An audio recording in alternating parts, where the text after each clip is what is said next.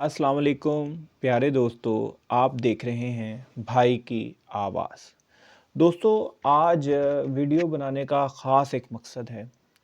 कुछ दिन पहले एक मज़हबी, मतलब आप कह सकते हैं मज़हबी पेशवा या मज़हबी अ, लिबादे में मज़हब के ऊपर बात करने वाले इंजीनियर मोहम्मद अली मिर्ज़ा साहब ने कुछ बयानात दिए जो इस वक्त मीडिया की रोशनी बने हुए हैं। टिकटॉक हो, कोई भी सोशल प्लेटफॉर्म हो, उस पे इस वक्त मोहम्मद अली मिर्ज़ा हैं, वो रॉन्ग नंबर के नाम से ट्रेंड कर रहे हैं। देखिए, कोई किसी से आप नज़रियाती इख्तलाफ कर सकते हैं, किसी के नज़रिए से आपको लाख इख्तलाफ हो सकते हैं, लेकिन कुछ चीज़ें मैं कुछ गुजारिशात करना चाहता हूँ। इस हवाले से देखिए, सबसे पहले तो ये है कि जब मोहम्मद अली मिर्ज़ा ने आज से कुछ देर पहले बयानात दिए थे इस हवाले से कि फ़ौज और इमरान ख़ान के जो तल्लुकात हैं, ये फ़ौज हमारी फ़ौज है और इस फ़ौज में शहीद जो हैं हमारे सर का ताज है। तो जब उन्होंने कुछ बयानात दिए कि फ़ौज के जो कोर कमांडर्स हैं या वो लोग हैं, वो काबे की छत पे चढ़ जाएँ तो फिर भी लोग सियासत में उनके इन्वॉल्वमेंट को नहीं मानेंगे। तो यहाँ पे चीज़ें थोड़ी गड़बड़ होनी शुरू हो गई। देखिए, आप मज़हबी रहनुमा हैं, आप मज़हब की तबलीग कर रहे हैं, आप ये बता रहे हैं कि मज़हब में क्या-क्या चीज़ें, तो मुल्क की हालात पे या मुल्क की सियासत के ऊपर तबसरे करने से गुरेज़ करना चाहिए। कंट्रोवर्शियल हो जाते हैं। वो कंट्रोवर्शियल ऐसे हो जाते हैं, देखें अब आपको अपना बयान वापस लेना पड़ गया। वापस लेने से मुराद है कि आपने उसके अपोज़िट बयान दे दिए। अब आपने चूँकि दीन की तबलीग का लिया हुआ, दीन में जो है वो सीधी एक ही बात है कि आपने ये बात करनी है और सच साबित होनी। अब लोग आपकी जो दीन की बात है उसको कैसे इंटरप्रेट करेंगे? कैसे समझेंगे आपकी दीन की बातों को कि ये बात जो मोहम्मद अली मिर्ज़ा ने की है ये ठीक है? आप अपनी बातें देखते हैं, आप आपने आगे कुरान हकीम और सही बुखारी और हदीस की जो सही किताबें आपने रखी होती हैं और आप उससे दलाइल दे के अपनी बात की वज़ाहत करते हैं। लेकिन मेरा सवाल इधर ये था कि कौन-सी मजबूरी थी जिसने आपको इंडल्ज किया कि आप इसमें हिस्सा लें, और आपने उसमें हिस्सा लिया। फिर आपने अपने बयानात को वापस लिया। ऐसा नहीं हो सकता। फॉलोइंग है, एक लीडर की फॉलोइंग है। लोग उसको मानते हैं। और जो उसको मानते हैं या जो उसको लीडर मानते हैं, रहनुमा मानते हैं, वो आपकी बात पे इस तरह यकीन नहीं करेंगे। लोग आपकी भी बात सुनते थे क्योंकि आप कुरान और हदीस को बयान करते हैं। देखिए, इमरान खान में और आप में फ़र्क है। इमरान खान अपने आप को मज़हबी रहनुमा या मज़हबी पेशवा या मज़हब के हवाले से नहीं जाना जाता। इमरान खान को आप जानते हैं कि एक क्रिकेटर के हवाले से, एक सियासतदान के हवाले से। और फिर आपको किसने ये इख्तियार दिया कि आप लोगों के ऊपर फ़तवे लगाने शुरू कर दें कि वो फ़लाना सहाफ़ी ईमानदार है और फ़लाना सहाफ़ी जो है वो ईमानदार नहीं है, या फ़लाना सहाफ़ी अपना मकाफ़ात अमल जो है वो उसको हो रहा है। यानी तलत हुसैन इंतहाई लो इंटेलेक्चुअल और इंटेलेक्चुअल डिसऑनेस्टी का शिकार आदमी है। उसके आप जितने भी प्रोग्राम है उठा के देख लें, उसमें इंटेलेक्चुअल डिसऑनेस्टी पाई जाती है। वो इंटेलेक्चुअली डिसऑनेस्ट आदमी है, लेकिन उसके बावजूद आप जो हैं वो उसकी तारीफ़ों में ज़मीन व आपको किसने कहा कि आप उसकी तारीफ़ों में ज़मीन व आसमान के कलापे मिला दें? आपको किसने कहा कि आप इमरान रियाज़ उसके आप सहाफ़त से इख्तिलाफ़ करें, आपका नज़रिया है, आप नज़रिए से इख्तिलाफ़ करें, कर रहा है। लेकिन अगर उसके साथ कोई ज़ोर ज़बरदस्ती हुई है या उसकी सेहत इस वक़्त इस बात पे इजाज़त नहीं देती कि उसकी पे तनकीद के, तो आप उस पे तनकीद पे तीर भी चला रहे हैं। मतलब ये क्या है? आप करना क्या चाह रहे थे? ये समझ नहीं आ रही आपको भी, और जो आपके सुनने वाले हैं मज़हब के हवाले से वो भी। मेरी तो पहले भी मोहम्मद अली मिर्ज़ा साहब के हवाले से कुछ राय इतनी ख़ास अच्छी नहीं है। उनका जो हत्तक अमेज़ रवैया और जो उनकी बातें हैं वो मेरे लिए, तो वह पहले भी मैं समझता हूँ कि एक दीन के दाई का जो अखलाक है वो सबसे बेहतर होना चाहिए।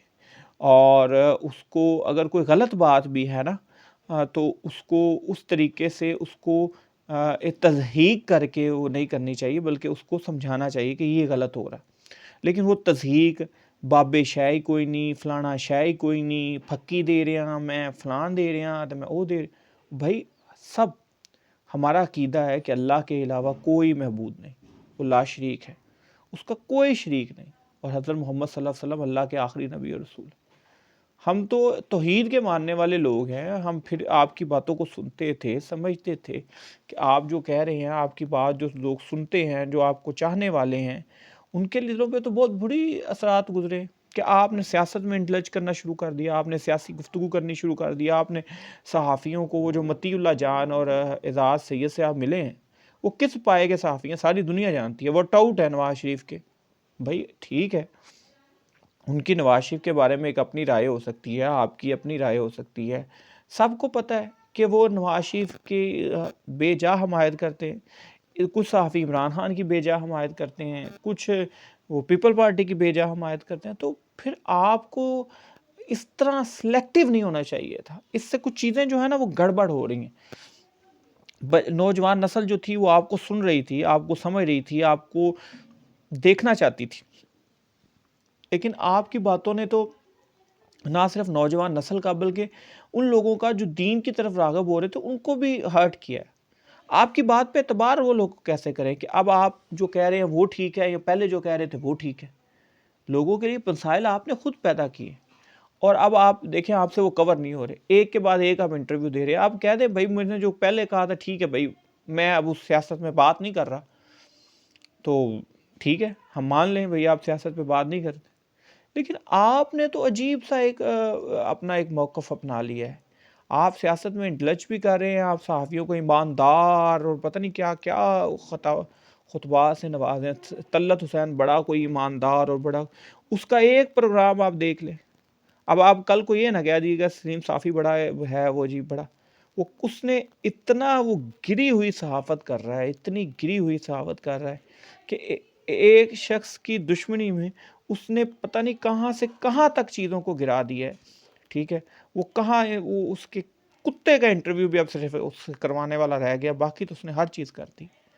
وہ اتنا پرسنل ہوا ہے، اتنا وہ گر چکا ہے صحافت میں، اس بندے کو تو صحافی کہنا ہی غلط ہے، سلیم صافی کو۔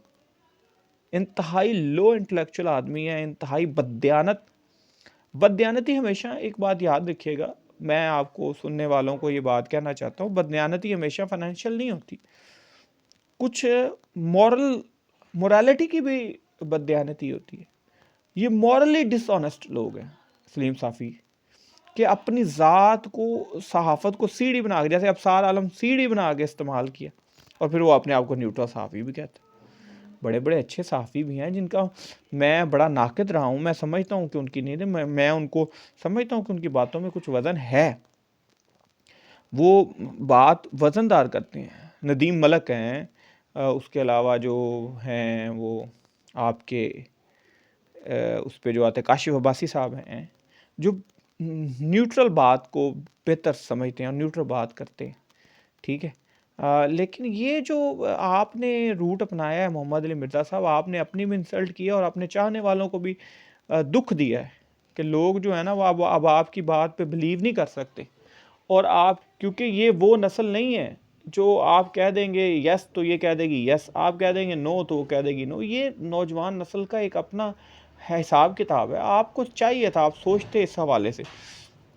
لیکن مجھے دکھ اس بات کا ہے کہ جو نئی نوجوان نسل جو آپ کو سننا چاہ رہی تھی، جو آپ کی وجہ سے دین کی طرف راغب ہو رہی تھی، ان کو بڑا ڈس ایڈوانٹیج ہوا، ان کو بڑا دکھ پہنچا کہ یہ کیا ہو گیا جی، کیسے ہو گیا یہ کہ وہ چیزیں جو ہیں وہ اتنی مائنر آپ نے کر دی، اتنی مائنر کر دی کہ آپ اب ایک جماعت کی سپورٹ میں آ گئے۔ ایک بھئی آپ نے سیاست کرنی ہے تو آپ مذہب کا لبادہ چھوڑ دیں، آپ بتائیں میں نے سیاست کرنی ہے، بھئی آپ ٹکٹ لیں کسی بھی جماعت سے لیں، پی ٹی آئی سے لیں، نون لیگ سے لیں، پیپل پارٹی سے لیں، آپ سیاست کریں، لوگ آپ کو سیاسی رہنما کے طور پہ دیکھیں۔